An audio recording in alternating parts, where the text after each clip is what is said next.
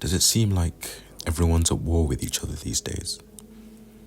Do you avoid the news because you know it's all lies, hopelessness, incompetency, wars, and rumours of wars?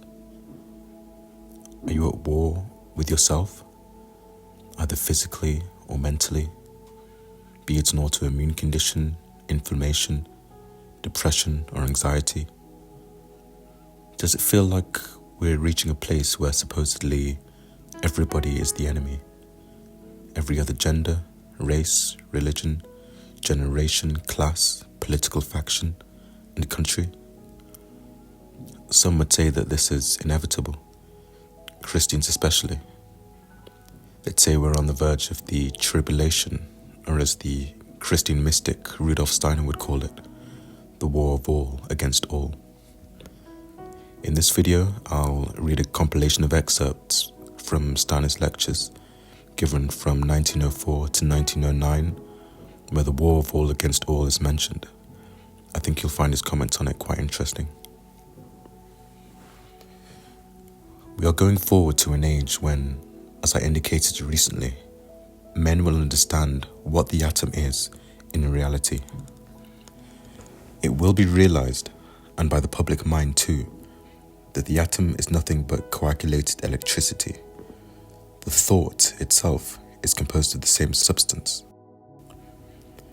Before the end of the fifth epoch of culture, science will have reached the stage where man will be able to penetrate into the atom itself.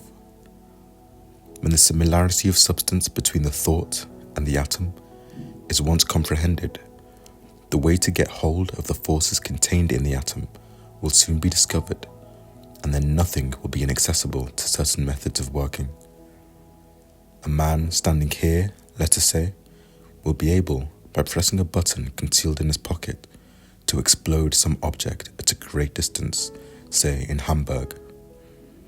Just as by setting up a wave movement here and causing it to take particular form at some other place, wireless telegraphy is possible. So what I've just indicated will be within man's power when the occult truth that thought and atom consist of the same substance is put into practical application. It is impossible to conceive what might happen in such circumstances if mankind has not by then reached selflessness. Only through the attainment of selflessness will it be possible to preserve mankind from the brink of destruction. The downfall of post-Atlantean culture will be caused by the lack of morality. The Lemurian race was destroyed by fire, the Atlantean by water. Ours will be destroyed by the war of all against all, by evil through the struggle of men with one another. Humanity will destroy itself in mutual strife, and the despairing thing, more desperately tragic than other catastrophes, will be that the blame will lie with human beings themselves. A tiny handful of men will save themselves and pass over into the sixth epoch. This tiny handful will have developed a complete selflessness.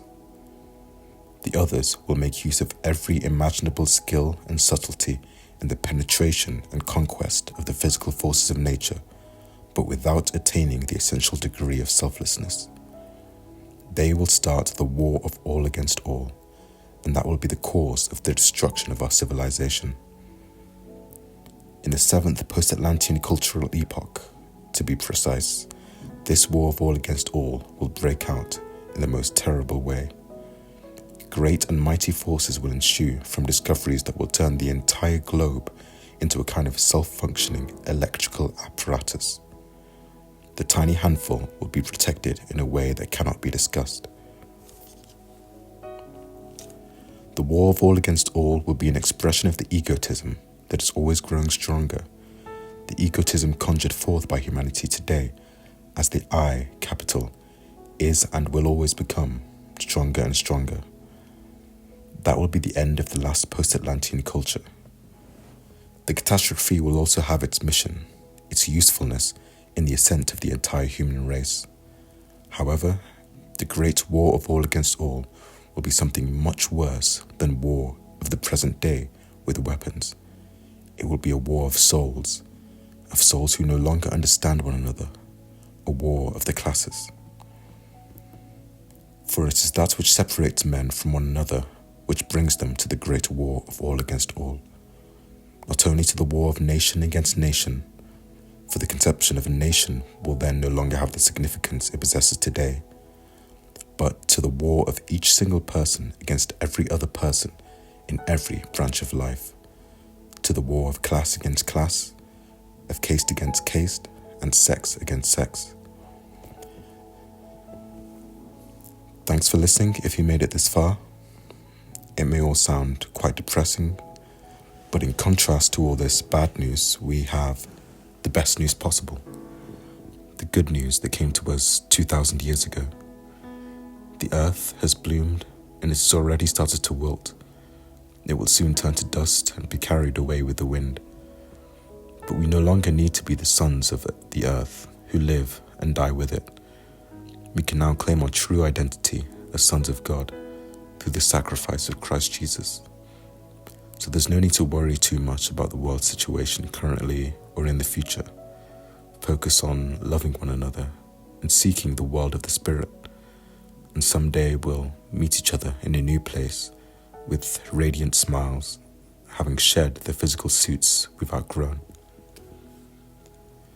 As always, we'll finish with the Bible.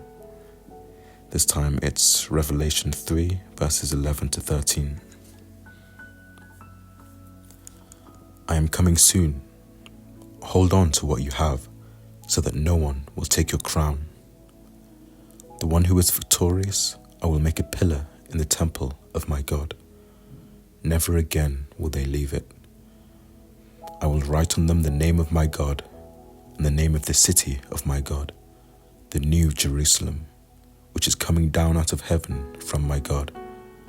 And I will also write on them my new name. Whoever has ears, let them hear what the Spirit says to the churches.